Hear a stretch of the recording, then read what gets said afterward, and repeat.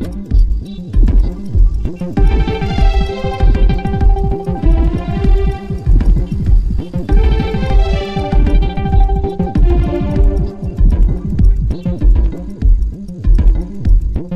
है आप सभी का एक बार फिर से। बीजेपी के खिलाफ लोकसभा चुनाव को लेकर एकजुट हुए विपक्षी गठबंधन इंडिया के सामने सीट शेयरिंग सबसे बड़ा सवाल है। इस बीच गठबंधन में इंडिया में शामिल कांग्रेस और दिल्ली के मुख्यमंत्री अरविंद केजरीवाल के आम आदमी पार्टी से सीट बंटवारे को लेकर चर्चा शुरू हो गई है। आप और कांग्रेस की दिल्ली में लोकसभा चुनाव के लिए सीट के बंटवारे को लेकर बैठक में दोनों पार्टियों ने बीजेपी के खिलाफ एकजुट की बात दोहराई। इस मीटिंग में लेकिन सीट शेयरिंग को लेकर कुछ साफ नहीं हुआ है। मीटिंग में आप नेता संदीप पाठक, आतिशी और सौरभ भारद्वाज शामिल हुए। वहीं कांग्रेस के राष्ट्रीय गठबंधन समिति के संयोजक मुकुल वासनिक, राजस्थान के पूर्व मुख्यमंत्री अशोक गहलोत सहित कई नेता शामिल हुए। कांग्रेस नेता वासनिकी ने कहा कि चुनाव में संबंधित कई मुद्दों पर चर्चा हुई। उन्होंने कहा, हमने आगामी चुनाव के लिए कई मुद्दों को लेकर बैठक की। बातचीत जारी रहेगी, हम फिर से मिलेंगे। इसके बाद ही हम सीट के बंटवारे पर अंतिम फैसला लेंगे। हर चीज़ पर विस्तार से चर्चा हुई।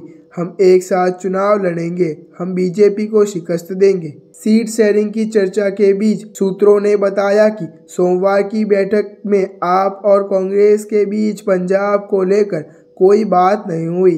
दोनों पार्टियों पंजाब के सर्वे करना चाहती है। इसके आधार पर अगला कदम तय होगा। सूत्रों ने कहा कि दोनों पार्टियों में दिल्ली की 7 सीटों को लेकर फॉर्मूला तैयार हो गया है।